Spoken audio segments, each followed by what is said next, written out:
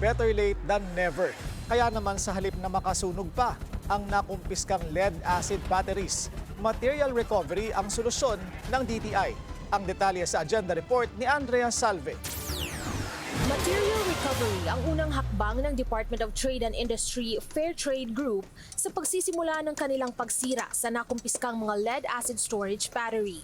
Mahigit 21,400 pieces ang mga ito na mula sa halo-halong operasyon pero karamihan ay mula sa sinalakay na warehouse sa Quezon City, Setyembre noong nakaraang taon. Sumatotal, nagkakahalaga ang batteries ng 110.74 million pesos. Sa material recovery, malalaman kung alin pa ang mapapakinabangan mula sa mga baterya.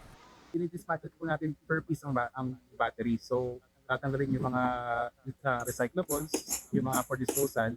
And ang ending na, yung mga recyclable is nagagamit natin. Tiniyak din ng DTI na ang pagsira sa forfeited products ay magiging eco-friendly, lalo pat naglalaman ng mga ito ng harmful chemicals. Since hindi siya pwedeng i-dispose ng basta-basta, we have to neutralize it first. Tapos, pwede natin actually score for proper disposal.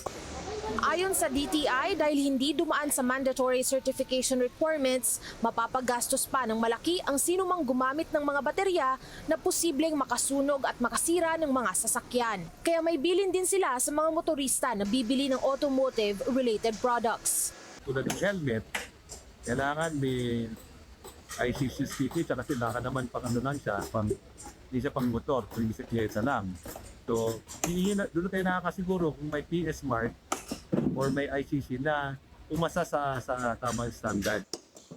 Mula sa isinagawang operasyon noong nakaraang taon, humarap na rin sa administrative action ng mga sospek sa likod ng iligal na pag-angkat ng mga produkto. Nakapagbayad na raw ang mga ito ng karampatang penalty. Para sa agenda, Andrea Salve, Billionaire News Channel.